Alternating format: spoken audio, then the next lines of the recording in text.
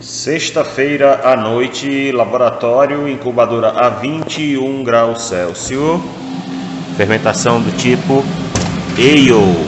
E aí a gente consegue observar aqui que há um deslocamento do líquido em direção à parte externa, da onde vai a liberação de CO2, né? Mas a gente tem um volume muito grande aqui dentro, a fermentação está acontecendo, mas a gente não visualiza bolhas ainda, ok? Nós vamos coletar uma alíquota aqui e avaliar como é que está a densidade.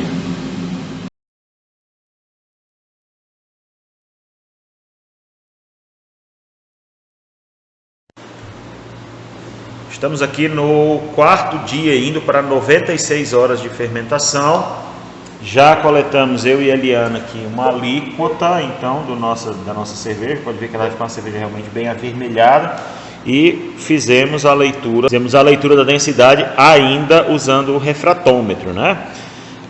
Do produto final a gente não vai usar refratômetro. Depois eu vou explicar o porquê não deve ser utilizar refratômetro para a leitura do final. Mas vocês vão observar que, assim como a gente tinha visto lá com 24 horas, que ela já tinha diminuído em relação à densidade original, agora a gente vai ver que essa densidade está ali um pouco assim, o Brix um pouco acima do 9, e a densidade está ali próximo do 1.35, 1.035, né?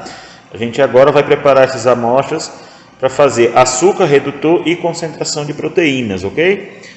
É isso aí. Bom, então o que a gente vai fazer aqui agora para verificar a densidade nessa etapa, como a gente já disse, a quantidade de álcool que tem acaba mascarando a capacidade que a leitura do refratômetro pode nos dar de precisão, especialmente na variável densidade.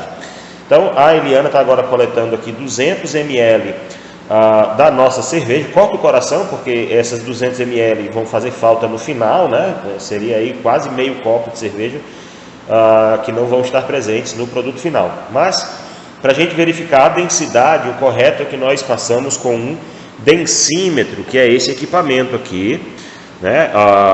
Que vai dizer para nós qual é a densidade do produto, né? A gente vai colocar o densímetro ali e mostrar como é que funciona. Ok, turma, para esta proveta nós precisamos, na verdade, de 250 ml, né? Aproximadamente. Um pouco mais do que os 200, na verdade. A gente vai ver que o 250 não foi exatamente atingido, né? Então 230 talvez. Mas quando a gente coloca o densímetro, aí é importante você observar que ele precisa flutuar na coluna do líquido. E aí a gente precisa identificar aqui em que ponto... em que densidade está marcando aqui a parte que fica para fora, né, do líquido, do densímetro, né? Então, segundo a leitura da Eliana, 1.019 é a densidade da nossa cerveja nesse momento.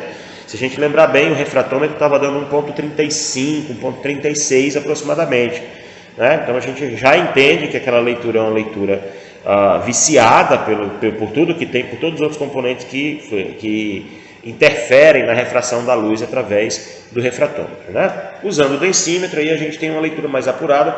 1.019 é a densidade da nossa cerveja nesse momento. Ela ainda tem mais 7 ou 10 dias de maturação e depois mais 7 dias de carbonatação. No produto final a gente vai fazer essa análise de novo.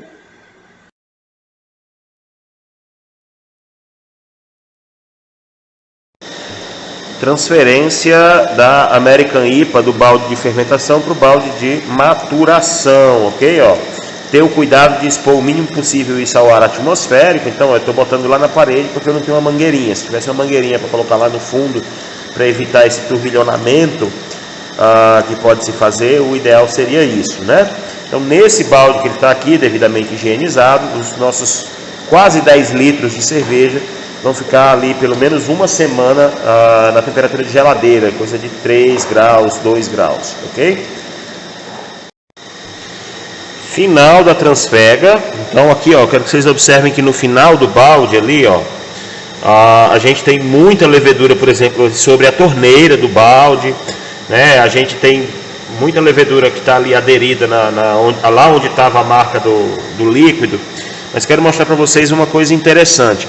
Vocês vão ver já já que tem uma massa no fundo do balde. Essa massa, gente, é de levedura. Professor, eu quero essa levedura lá na próxima etapa.